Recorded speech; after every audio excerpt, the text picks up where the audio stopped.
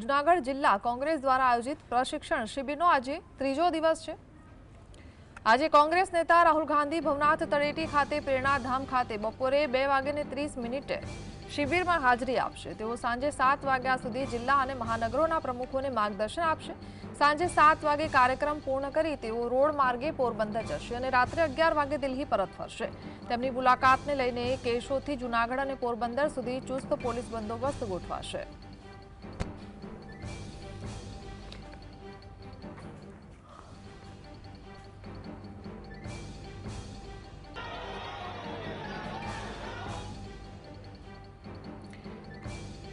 तो सहयोगी આપણે હિરેનભાઈ આપણી સાથે જોડાયા છે। હિરેન, પ્રશિક્ષણ શિબિરનો જે પ્રારંભ થયો છે, શું જાણકારી અત્યારને શું માહોલ? એના વાત કરવામાં આવે તો જૂનાગઢના જે પ્રેરણાધામ ખાતે કોંગ્રેસના જિલ્લા અને મહાનગરોના પ્રમુખની જે પ્રશિક્ષણ શિબિર ચાલી રહી છે, આ શિબિરમાં આજે ત્રીજા દિવસે રાહુલ ગાંધી જે કોંગ્રેસના રાષ્ટ્રીય નેતા છે અને વિપક્ષના નેતા છે, તેઓ આજે માર્ગદર્શન આપવા માટે આવવાના છે અને કોંગ્રેસના જે દિગ્ગજ નેતા રાહુલ ગાંધી આવવાના હોવાથી પોલીસે પણ ચુસ્ત બંદોબસ્ત ગોઠવી દીધો છે અને વાત કરવામાં આવે તો તમામ તૈયારીઓ પૂર્ણ થઈ ચૂકી છે। રાહુલ ગાંધીનું કેશોદ એરપોર્ટ ખાતે આગમન પણ થઈ ચૂક્યું છે અને થોડી જ વારની અંદર રાહુલ ગાંધી છે તે જૂનાગઢ પહોંચવાના છે અને પ્રશિક્ષણ શિબિરમાં તેઓ ઉપસ્થિત રહી અને જિલ્લા અને મહાનગરોના પ્રમુખને માર્ગદર્શન આપશે।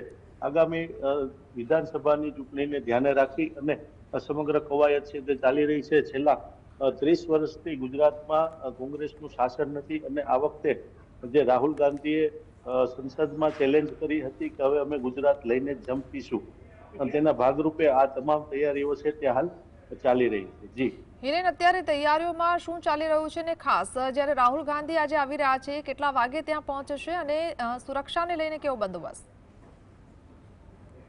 રાહુલ ગાંધી છે તેઓ હાલ કેશોદ એરપોર્ટ પર પહોંચી ચૂક્યા છે। ત્યાંથી વાહન માર્ગે જૂનાગઢ આવવાના છે અને જૂનાગઢના ભવનાથ તળેટીમાં પ્રેરણાધામ ખાતે આવશે। ત્યાં ચુસ્ત બંદોબસ્ત છે અને જેને પાસ આપવામાં આવ્યા છે, જે પ્રદેશ અને જિલ્લાના જે નેતાઓ, જિલ્લાના જે પ્રમુખો છે, તે સિવાય કોઈ પણ વ્યક્તિની અંદર પ્રવેશ આપવામાં નહીં આવે। 3 થી 4 કલાક જેટલો સમય તેઓ શિબિરની અંદર ફાળવવાના છે અને વિવિધ મુદ્દે જિલ્લાના અને મહાનગરોના પ્રમુખને રાહુલ ગાંધી માર્ગદર્શન આપવાના છે। એટલે ખાસ કહી શકાય કે સંગઠનની જે મુખ્ય કમાન છે તે ખુદ રાહુલ ગાંધી અને એઆઈસીસી એ સંભાળી લીધી છે। એટલે જિલ્લાના પ્રમુખોને માર્ગદર્શન આપી આગામી સમયમાં કેવી રીતે લોકોના પ્રશ્ન અવાજ ઉઠાવી શકાય, સરકાર સામે કયા મુદ્દાઓને લઈ લડત કરવી, કેવી રીતે ગુજરાતની ચૂંટણી છે તે જીતવી, આવા અનેક મુદ્દાઓને લઈ અને માર્ગદર્શન આપવામાં આવી રહ્યું છે। જી જી હિરેન।